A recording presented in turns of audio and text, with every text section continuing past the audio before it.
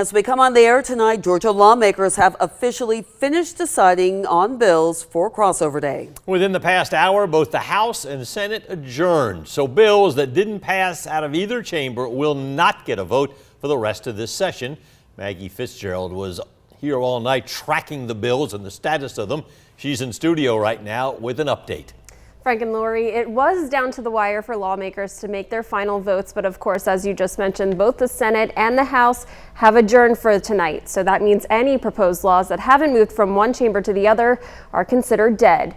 The Senate and the House have both adjourned, so here are a few bills that have been untouched. That includes one of the most controversial bills, Senate Bill 120. The bill aimed to ban K-12 schools and colleges from having any programs or activities that advocate for diversity, equity, and inclusion.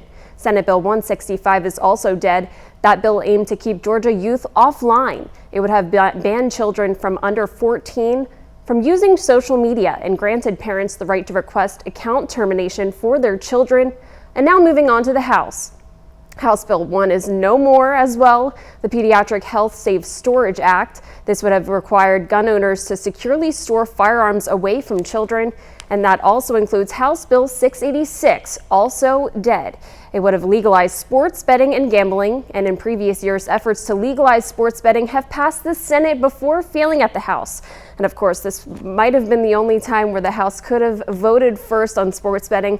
But of course, we've all adjourned for the night. So that's all I have for tonight's bills. We're sending it back to you guys.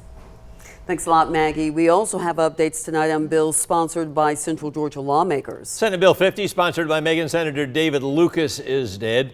The bill was seeking to create the Peach Care Plus program that would expand Medicaid eligibility. It also would have created an advisory commission to oversee the program. It did not make it out of a Senate committee, though it did have some bipartisan support. A bill sponsored by Warner Robins Representative Bethany Ballard cleared a chamber before crossover day. House Bill 81 would let those qualified from other states work in Georgia without getting new licenses. The measure is now in the Senate committee. Governor Kemp signed an amended $40 billion budget for 2025 that includes many of his previous proposals. It provides more money for the state's human trafficking prosecution unit. That unit will expand to Macon and Augusta with new regional prosecutors and investigators. The budget also includes $1 billion in refund payments to Georgia taxpayers.